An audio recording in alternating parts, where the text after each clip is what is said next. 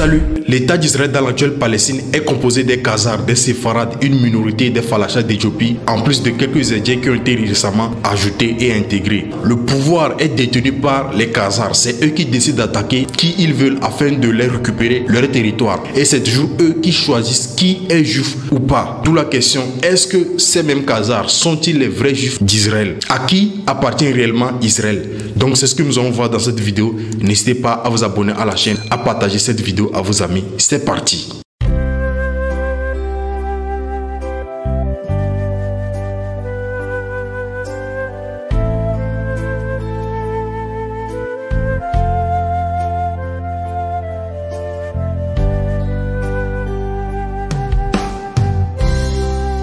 D'abord, avant de plonger dans le Tanakh, qui sont les Khazars? Avant de s'installer dans la Palestine actuelle, les Khazars sont un peuple du sud de la Russie, c'est-à-dire dans la Volga, mais qui sont aussi éparpillés en Ukraine, au Kazakhstan, en plus dans les régions austro-hongroises ou germaniques. Les Khazars constituaient un vaste empire au début du 6e siècle qui s'étendait de l'Europe centrale vers les régions germaniques et vers les régions de l'Europe orientale. D'où le fait qu'ils parlent le yiddish, qui est une langue germanique, qui est mélangée à la fois du polonais et du russe. Bon, pour l'instant, tout est relativement clair, mais le problème, c'est leur origine.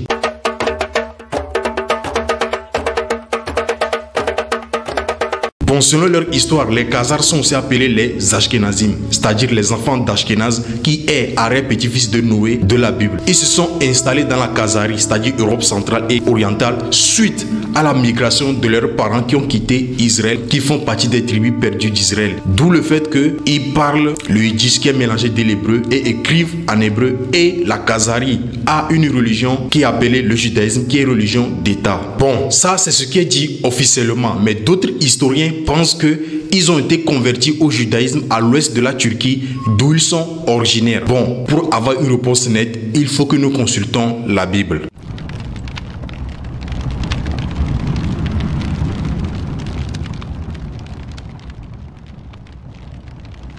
Tout d'abord, il faut que ce soit clair. Tous les peuples du monde sont tous liés au fils de Noé. Mais tous ne sont pas liés à Jacob, qui est le père des Israélites. Comme le prouve leur histoire, l'ancêtre des Khazars de la Palestine, c'est Ashkenaz. Or, Ashkenaz est petit-fils de Japhet. Fils de Japhet, Gomer, Magog, Madai, Yavan, Tubal, Meshech, Tiras. Fils de Gomer, Ashkenaz, Riphat et Togaroma. Genèse 10, versets 2 à 3. Donc, selon le verset, nous comprenons que l'ancêtre des Khazars ne fait pas partie des fils de Shem, mais fait plutôt partie des fils des Cimériens. Car dans la vidéo sur l'origine des Français et des îles britanniques, on a compris que Gomer est l'ancêtre des Cimériens. Or, c'est à partir des Gomer Cimériens que nous avons aussi les Ashkenazim. Donc, font tous partie des peuples européens que nous avons expliqué dans la vidéo sur Gomer. Alors, leur religion, le judaïsme, est un fruit de conversion, car une religion n'est pas une identité raciale, mais plutôt un fait de croyance, donc une identité culturelle et non raciale et biologique. Donc, plusieurs peuples européens se sont convertis au judaïsme grâce aux Byzantins et grâce aussi à l'Empire romain, juste après la destruction de la Judée. Voilà ce que confirme Ernest Renan depuis 1883. Les conversions massives à l'époque grecque et romaine enlèvent au judaïsme toute signification ethnologique et coupent tout lien physique, mais non pas spirituel avec la Palestine. La plupart des juifs de Gaule ou d'Italie sont le produit de ces conversions. Quant aux juifs du bassin du Danube ou du sud de la Russie, ils descendent sans doute des Khazars. Ces régions contiennent de nombreuses populations juives qui probablement n'ont rien à voir du point de vue ethnologique avec les juifs d'Europe. Il y a aussi l'écrivain Shlomo Sand qui a toujours affirmé dans ses ouvrages que les Khazars sont un peuple qui s'est converti au judaïsme et non un peuple d'identité israélite. Et donc tout le monde peut être juif s'il s'est converti, mais seul qui vient de la tribu de Juda ou de Benjamin qui peut être un judéen, car un arabe, un chinois, tous peuvent être un juif. Et même dans la Bible, il y a des juifs, mais qui sont d'origine romaine, africaine ou partout ailleurs. Il y trouva un juif nommé Aquilas, originaire du Ponte, et récemment arrivé d'Italie avec sa femme Priscille, parce que Claude avait enjoint à tous les Juifs de sortir de Rome. Paul alla les voir. Acte 18, verset 2. Et donc, dans ce verset, nous voyons Aquilas qui est juif, mais qui est romain. Donc, romain de par sa nature raciale, biologique, mais de par sa croyance, c'est un juif. Il y a aussi un autre exemple que nous allons prendre pour Apollos. Or, un juif nommé Apollos, originaire d'Alexandrie, homme éloquent et versé dans les Écritures, vient à Éphèse. Acte 18, verset 24. Donc, selon ce verset, Apollos est un juif, mais d'origine d'Alexandrie, c'est-à-dire c'est un Africain, puisque Alexandrie était dans l'actuelle Égypte, donc en Afrique. N'importe qui peut se convertir. Et cette conversion au judaïsme n'a pas commencé aujourd'hui. C'est depuis dans l'Antiquité, depuis dans la Bible. Mais toutefois, il est possible que les tribus perdues d'Israël soient assimilées aux Khazars, car les Juifs ont été dispersés partout dans le monde. Les Israélites, les Judéens ont été dispersés après la destruction du temple et de toute la Judée en l'an 70 après Jésus-Christ. Mais quand même, la Bible nous donne une réponse d'au cas où les Juifs, les Judéens, les vrais Israélites seront dispersés. Il y a un lieu qu'ils iront inévitablement. Et Yahweh te fera retourner sur des navires en Égypte par le chemin dont je t'avais dit. Tu ne le verras plus. Et là, vous vous offrirez en vente à vos ennemis comme esclaves et comme servantes. Il n'y aura personne qui vous achète. Deutéronome 28, verset 108.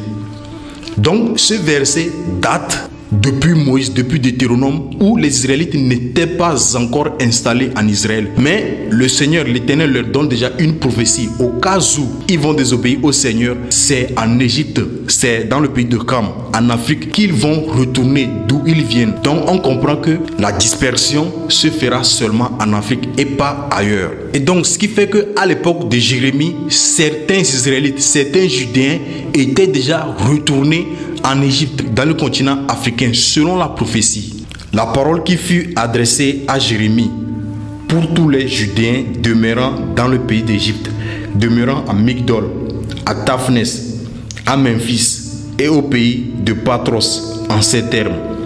Jérémie 44, verset 1. Mais toutefois, il ne faut pas aussi oublier la déportation de certains Israélites qui ont quitté tout Israël, surtout des tribus du nord, qui ont quitté Israël pour séjourner dans l'empire assyrien sous les rois assyriens tels que Salmanasar ou Sénachérib. Et donc, où trouver les vrais Israélites selon la Bible? Il faut les trouver en Afrique, en Égypte antique, dans la vallée du Nil, en plus dans la Syrie, c'est-à-dire dans l'actuel Irak et Iran, c'est-à-dire au Moyen-Orient. C'est là où les trouver. Et voici aussi la confirmation des versets. Et il arrivera en ce jour-là, le Seigneur étendra une seconde fois sa main pour racheter le reste de son peuple, ce qui subsistera au pays d'Assyrie et d'Égypte, de Patros, de Couche, d'Élam, de Shinéar, de Hamath et des îles de la mer. Ésaïe 11, verset 11. Et le verset aussi d'Osée 10, verset 10 à 11, confirme aussi qu'il faut trouver les vrais Israélites en Afrique, puis dans la Syrie. Et donc, pour suivre la logique de la Bible, s'il faut trouver les vrais Israélites tels que les régions telles que Séfarad, c'est probablement en Afrique. Or, Séfarad signifie le Maghreb, une partie de l'Égypte jusqu'au Maroc et Tunisie. Or, les Séfaradim qui sont installés dans l'actuelle Palestine, eux viennent de l'Europe occidentale. Or, Europe occidentale et le Maghreb, c'est deux régions différentes. Donc, dans la logique de la Bible, c'est le Maghreb en Afrique. Et donc, pour le cas de ces quelques Indiens qui sont intégrés dans l'actuel État Palestine, cela n'est pas conforme à la Bible. On sait tous qu'ils se sont intégrés juste parce que l'État d'Israël avait besoin de l'armée. Et donc, pour le cas des Falachas d'Éthiopie, ils sont les seuls à être conformes à la Bible, étant les vrais exilés d'Israël. Donc si tout ceci est vrai, la Judée a été attaquée par les Romains, les restes survivants se sont dispersés en Afrique au pays d'Égypte et en plus se sont dispersés en Assyrie, dans l'actuel Irak, Afghanistan et autres. D'où viennent alors ces Palestiniens installés dans l'actuelle Palestine avant la création d'État d'Israël?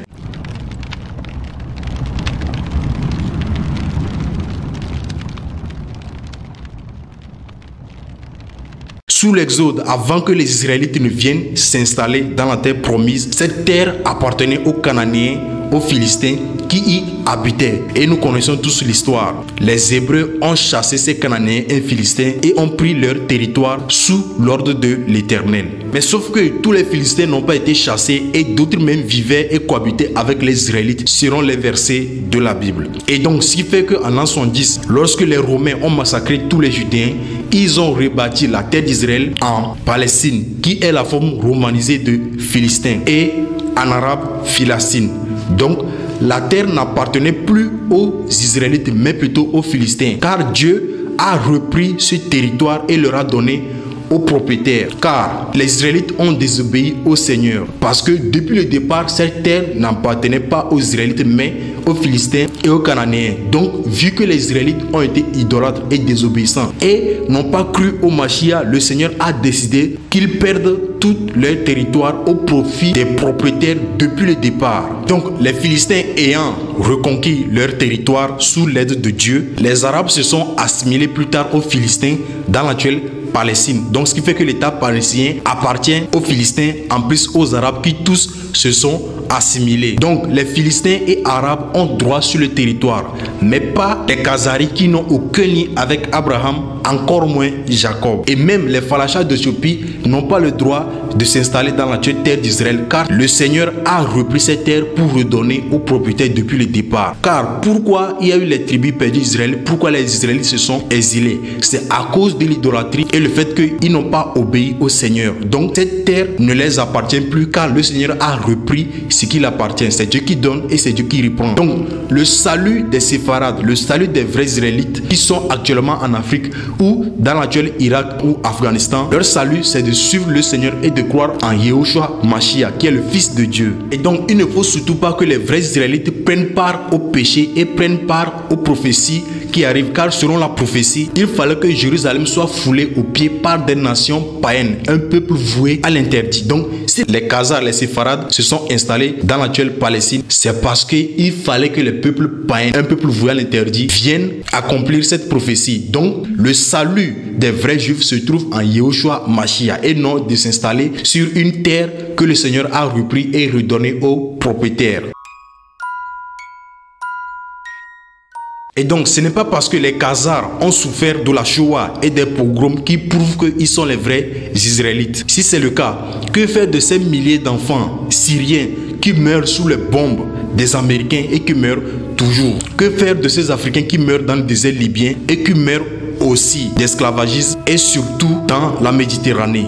De toutes les façons, tout ceci prendra fin, car le retour de Yahushua Mashiach viendra mettre de l'ordre sur toute l'humanité.